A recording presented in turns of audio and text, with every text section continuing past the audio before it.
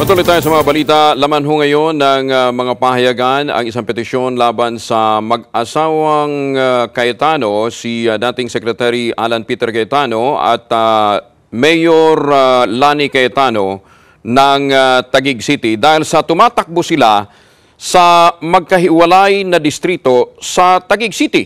Si Mayor doon sa isang distrito, ang kanyang mister naman ay sa kabilang distrito at sinasabi nila magkaiba sila ng tirahan. Attorney Romy Macalintal, magandang tanghali po. Magandang tanghali, Angelo, at yung taga-pakinig, taga-panood. Opo, paki-educate nyo nga kami. Ang domicile nagsasabi dapat tirahan nilang mag-asawa? Dapat tirahan mag-asawa kasi sa ilalim ng ating civil code, kailangan yung babae ay sumusunod dun sa residence ng kanyang asawa. At yung pagkasagrado ng pag-asawa, yan ang pinanindigan ng ating saligang batas na dapat sila'y laging magkasama. Kaya iisa pa ng tirahan. Civil code po yun. Election home pinag-uusapan. Will that apply?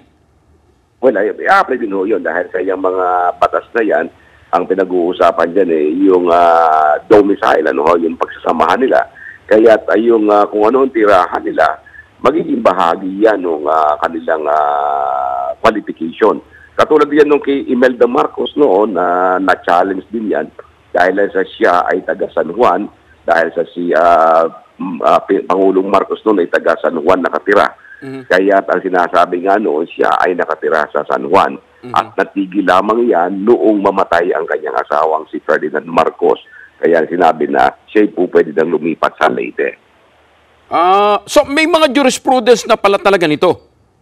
May mga jurisprudence yan na magiging batayan din na para malaman kung paano nga i-resolve ang ganyang issue. Lalong-lalo na noon pa man ay alam na yun ang kanilang tirahan, na sila ay laging magkasama. Pagkatapos biglang-bigla ay mababago yung kanilang tirahan sa eleksyon ito.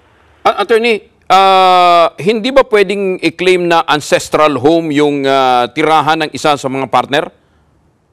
Well, maaari lang i-claim yun, pero sa kasalukuyan, ang pinag-uusama dyan, alin ba talaga ang kanilang tinitirahan?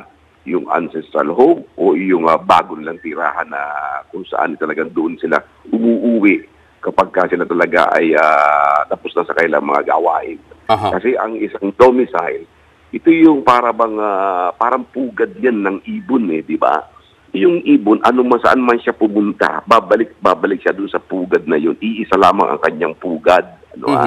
Ganon din ang tirahan natin na saan man tayo magpunta, saan man tayo magtungo, sa bandang huli, babalik ka rin dyan. Pumunta ka ng Amerika para magtrabaho, hindi ibig sabihin inabandon mo na ang itong residente mong ito. Dito, kailangan patunayan ng bawat isa sa kanila na nagkaroon na ng abandonment of their domicile. Na kailangan, hindi, iniwan na namin talaga yan. Yun ang pinakamahirap na pagpapatunay dyan. Paano masasabi na iniwan mo na yung iyong tirahan, ganong ikaw ay may asawa at ito naman ang tirahan ninyo nga dalawa.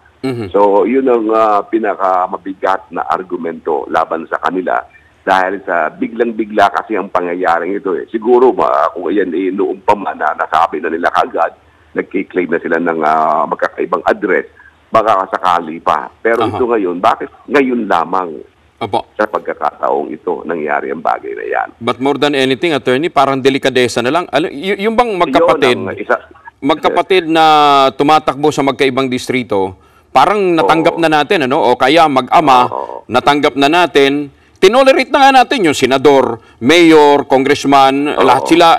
Pero ito naman, mag-asawa, tumatakbo. Delikadesa na lang sana?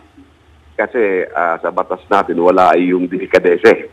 Yan ay address to the sound delikadesa noong gustong tumakbo sa nasabing posisyon. Kaya yung issue ng delikadesa, hindi yun ang magiging batayan, kundi yung talagang saan ba talaga ang kanilang wika nga tirahan, na makiklaim nila na talagang yun ang kanilang pinakapugad ng kanilang pagmamahalan at ng kanilang pamilya. And merong sapat na batas at hindi mo po pwedeng sabihin na hindi, civil code yun hindi, that will not apply to an election issue. Abay, hindi kasi doon sa civil code naka-define na ang mga tirahan may mga sinasabi tungkol sa tirahan ng mag-asawa. Kaya hindi mo pwedeng pabaliwala ang nasabing batas. Sapagkat ang mga batas natin, yan nagkakaroon ng parabang coordination sa bawat isa at nagiging batayan yan sa paggawa ng isang desisyon. Hindi you are not limited lamang sa election kasi ang pinag-uusapan sa election yung halalan. Pero yung tungkol sa tirahan mo, may mga batas na maaaring gamitin kaugnay ng pagkiklaim ng isang tao ng kanyang wika ng tirahan. Bilang batikang abogado po pagdating sa eleksyon, ito humang isyong ito gray area pa rin? Kinakailangan ba ng amyenda o paglilinaw sa batas? Siguro dapat magkaroon pa rin ng paglilinaw sa batas yan kasi nagkakaroon pa rin ng technicalities Pero sa isyong ito factual issue lang ito Hindi ka nga patutunayan niya na nagkaroon na ng abandonment. Para lumayas ka na doon sa tahanan yun. Hindi mo na tahanan yun. Ano nga ang problema? Paano ka lalayas doon? Nandun ang iyong asawa. Attorney Romy ito ngayon ay address ito sa sound discretion ng ating Commission on Elections paano na i-apply ang batas. Pero kung meron nga ganong gray area, Attorney Romy Mac, pag nasa Senado ka na, baka pwede i-prioritize yun ito. Para wala ng gray area at wala ng iba pang interpretasyon to the intent of the law. Alam mo, yan talagang uunahin ko nung makakita ko ang issue yan. Sabi ko, ito talagang karapat-dapat. At actually, part talaga yan ng aking gagawin, yung mga electoral reforms, sapagkat napakadami mga electoral matters or issues na dapat talagang liwanagin para pagdating ng ganitong mga pagkakataon, hindi lamang delikadesa kundi batas mismo ang nagsasabi kung ano ang dapat nilang gawin. May issue pa tungkol sa domicile, attorney Like for example, tumakbo sa isang distrito o kaya tumakbong gobernador, tumakbong mayor doon sa lugar, pero nakatira naman pala sa Metro Manila, kaya pagka bumabagyo, wala sila doon sa kanilang mga constituents. Ang daming ganun. Yung mga ganyang mga issues, sapagkat na nangyayari, sinasabi, kaya lang naman sila nasa Maynila, o kaya umuwi sa probinsya, kaya sila nato sa Maynila, dahilan lamang sa may trabaho silang ginagawa, na ginagampanan, pero mini-maintain nila yung kanilang tirahan doon sa ibang lugar. Yun ang pinaka-issue dyan, At inumang mga ganun, hindi rin natin masisisi kasi may mga taga-probinsya na nag-i-establish sila ng parang tirahan dito. Pero hindi talaga ito ang kanilang tinatawag na domicile, kundi yung talagang probinsya. Dahil sa dito, alam mo, kay congressman ka ng Leyte, anong nangyayari ngayon, kumukuha ka lamang ng temporary residence dito sa Maynila, pero ang talagang claim mo, taga-Leyte ka talaga. Yung maaari mong pagbigyan yun dahil sa yung trabaho mo. Katulad na ikaw ay nasa Saudi, hindi ka taga-Saudi, kundi taga-Manila ka rin. Kapagkat ka lang napapunta rin dahil sa trabaho. Pero iba ito dahil sa hindi ganun ang sitwasyon Hindi ganun ang sitwasyon ng mag-asawa. Kaya yan nako talaga yung sense of delicadeza, yan ang medyo problema ng mag-asawang Cayetano. At hindi lang yun, yung kapatid tumatakbong senador, yung kapatid tumatakbo rin congressman, parang sa kanila na lahat yung sobra na pero attorney, liwanagin ko rin po, maituturing bang domicile? Halimbawa, lumipat siya, nagrehistro ang isang kandidato sa isang lugar, sa isang bayan, pero sa totoo lang, ang nakatayo naman doon sa property na inaangkin niya, isang maliit na bahay, kubo lang. Yung iba nga, bodega lang Yan kasi ang napakabigat na issue, yung bang hindi masyadong malinaw. Tama ka, yung isang bodega lang, nagkabay kasong ganyan. Nakinlin niya yung warehouse niya, yun ang kanyang tirahan. Kasi ang sabi ng Korte Suprema, wala namang kasing wala namang standard kung magkanong halaga ng bahay na tinitirhan mo, Ang pinagpapatunay lamang dyan saan ka ba talaga tumitira? Saan ka ba talaga nagtutungo? So, matter of evidence lahat yan, at evaluation ng COMELEC at ng ating Korte Suprema. Kaya talagang medyo malabo ang ating batas tungkol dyan, ang ilo. Dapat din kung nasa Kongreso, pwede nating pagsamahan ng bagay na yan, ano? At yan dapat nating ma-resolve. Sana nga po maituwid na ito kasi nga halatang panloloko na ito sa mga botante, sa mga constituents.